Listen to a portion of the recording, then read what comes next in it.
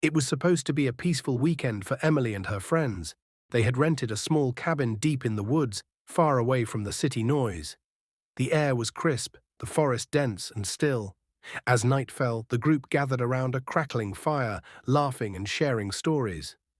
Emily, feeling restless, wandered away from the group, lured by the eerie beauty of the moonlit forest. She walked a few paces down a narrow path, the shadows growing longer and darker as she moved further from the fire's glow.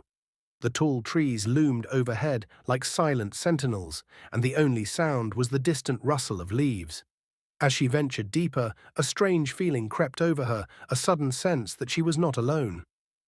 Emily stopped and turned, scanning the woods. Nothing. The wind picked up slightly, sending a shiver down her spine. She decided to head back, but as she turned to retrace her steps, she realized something disturbing.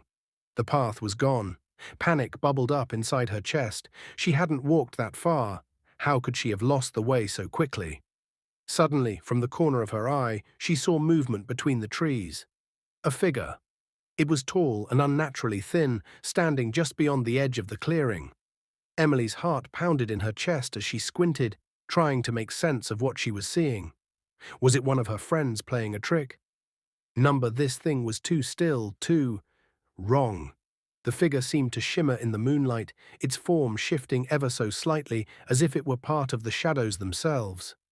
Emily took a step back, and the figure moved with her, mirroring her every move.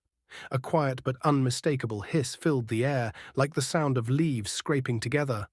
Though none were moving, she ran. Branches tore at her clothes as she sprinted through the underbrush, her breath coming in ragged gasps. Behind her, the shadow moved swiftly, never making a sound, but always there, always just out of sight. Every time she glanced back, it was closer. Emily burst into the clearing where the cabin stood, her friends still laughing by the fire. She stumbled toward them, breathless, her face pale. "Did you guys see that?" she gasped. They looked at her, confused. "See what?" one of them asked. "The thing. The shadow. It followed me from the woods." Her friends exchanged uncertain glances. One of them stood up and walked toward the edge of the trees. "There's nothing out there, Emily. You're probably just freaked out. Come sit down." But Emily knew what she saw, and as her friend stood there, just at the edge of the clearing, she noticed something horrifying. The shadow was back, now standing behind him, perfectly still. Before she could scream, the shadow lunged. The fire crackled and dimmed, and the night swallowed the clearing whole.